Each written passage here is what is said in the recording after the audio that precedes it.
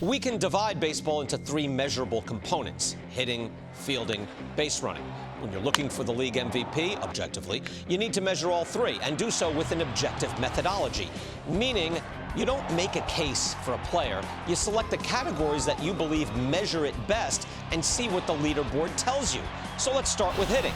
A good measurement of just hitting is weighted runs created plus. It measures the run values of every hitting result and makes a park adjustment. Mike Trout is #1, and by a convincing margin. Big Papi is second, Josh Donaldson third, Jose Altuve is fourth. The best hitting in the American League right now is being done by Mike Trout. Now, that's overall hitting, what you do regardless of the circumstance. What about clutch, you ask?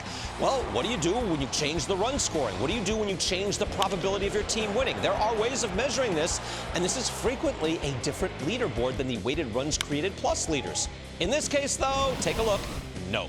Mike Trout leads the American League in run expectancy, and by a wide margin. David Ortiz is #2, but he's way back. Win probability, that measures something else. How much win probability do you add to your team by your offensive result? This is tougher, by the way, with a losing team. Mike Trout, though, is again #1. Donaldson is second. Adrian Beltre, then, is third. So at this point, we know the best hitter in the American League, on the whole, or measuring clutch, is Mike Trout. And it's not razor close. He has it by a discernible margin. That leaves defense and base running. Even though Mike Trout isn't stealing bases, he's still an excellent base runner. In the Fangraphs base running run stat, Rajai Davis of the Indians is #1. Mookie Betts is second. Trout is a close third.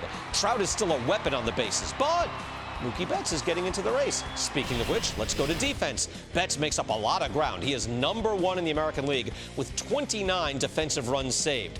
Trout is +6. That's a good defender. Donaldson, not where he normally is in the defensive metrics. He's just +3. And Altuve at second base is at +1. Mookie Betts is getting into the race.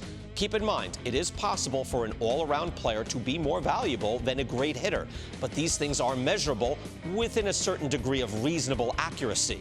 And the question, as it was with Trout versus Cabrera a few years back, is this: does the defense and base running make up the gap in hitting?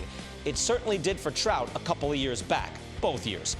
It does not for Mookie Betts this year. Doesn't get there. Take a look. I know WAR is not a perfect stat, but it does add up all three components of the player production: hitting, running, fielding. Mike Trout is now near a 10-win player.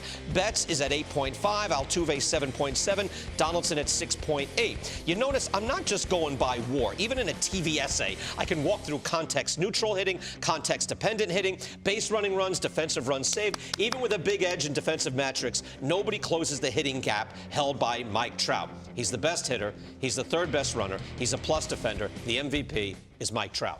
There, I did the lifting for you, sire. Even in a TV essay? Even what, are you debating your own craft? I could do this for an hour. I could keep digging into things for like 3 minutes. Here is the best we can do. But it seems very clear to me, Ken, who the best player in the American League. Let's be transparent here. I had to talk you into this today. But you are right. For once, you are right. And here's my problem with the whole thing. And I wrote this last year because I voted for Trout over Donaldson. Now, I don't have an MVP vote this year, but I have an opinion. And my opinion is that I prefer my MVP to come from a contender. Prefer. Doesn't have to be an absolute. Yet, in this case, I don't see a clear standout candidate among the others. They're all good, really good. But none of them, except for Machado, is having a monster September. And you look at the overall statistics, Trout is the best. Also, BK, stolen bases, he is there, 26 for 31. So every aspect of the game is represented. Now, his principal mark against is his team. I don't know in this particular circumstance if that's fair. And what I'm bothered by with my brethren is this idea we're always looking for someone else, always looking for a new narrative. The narrative is right here. It's like a Willie Mays factor, where Willie Mays was the best player in the National League 10 different years. He won 2 MVPs. Or like Michael Jordan in basketball. You can give it to the best guy every year. Why not? Yeah, I agree with you completely. You know, in the criteria for selecting the MVP, it specifically says the MVP need not come from a postseason contender. I agree with Kenny. If all things being equal, it'd be great to give it to somebody who has helped his team get into postseason. But all things aren't equal. This player is so much better this year than anybody else competing for the award. It'd be a crime if he doesn't get it. And talking about teams, now, okay, Mookie Betts is on a really good team. Look at the team Mike Trout is performing around to give context to his numbers. He's not protected a whole lot in that lineup.